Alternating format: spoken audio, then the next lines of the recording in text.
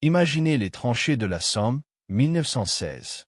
La boue, les barbelés, les tirs d'artillerie sans fin. Dans ce monde figé par la guerre de position, un rugissement métallique déchire soudain le ciel.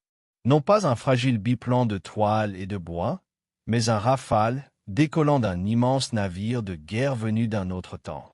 Un porte-avions moderne est apparu au cœur de la Première Guerre mondiale. Mais jusqu'où sa puissance pourrait-elle vraiment bouleverser le conflit? Un porte-avions comme le Charles de Gaulle mesure 260 mètres, déplace 42 000 tonnes et peut lancer jusqu'à 40 avions modernes. En 1916, la Royal Navy aligne des dreadnoughts impressionnants, mais aucun navire ne peut rivaliser avec une telle plateforme aérienne. Un seul Rafale emporte plus de bombes qu'une escadrille entière de 1916. En une seule mission, il pourrait détruire des lignes de tranchées, des dépôts de munitions ou même un port stratégique. Imaginez l'effet psychologique sur des soldats habitués à voir des avions en toile voler à 150 km/h, soudain balayés par un appareil supersonique, invisible à l'oreille avant qu'il ne frappe. À première vue, le porte-avions serait invincible. Aucun chasseur de l'époque ne peut espérer abattre un Rafale.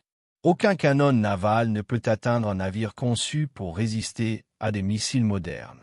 En théorie, la France ou la Grande-Bretagne, disposant d'un tel monstre, pourrait écraser les empires centraux en quelques semaines.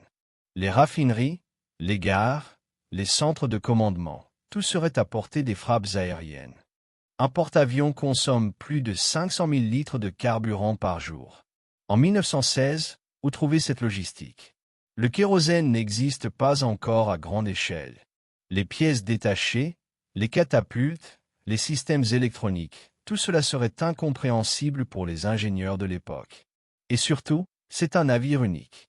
Si l'ennemi parvient à le localiser et concentre ses sous-marins, ses mines ou ses canons côtiers, un seul coup chanceux pourrait faire basculer la situation. Même limité, l'effet psychologique serait colossal. Les généraux allemands pourraient hésiter à continuer la guerre face à une telle arme du futur. Les alliances se redessineraient. Peut-être que les États-Unis n'auraient même pas eu besoin d'entrer en guerre. Mais il y a une autre possibilité. Plutôt qu'écourter la guerre, le porte-avions pourrait déclencher une course folle à la recherche et à l'espionnage, chacun cherchant à comprendre ce monstre des mers. La guerre pourrait durer, mais transformée en une lutte acharnée autour de cette technologie incompréhensible. Alors, un seul porte-avions moderne pourrait-il changer la Première Guerre mondiale? Oui, il pourrait briser des armées entières, renverser des fronts entiers, peut-être même imposer une paix anticipée. Mais sans carburant, sans soutien logistique et face à la détermination de millions de soldats, ce géant technologique resterait paradoxalement fragile. Une arme décisive, mais isolée.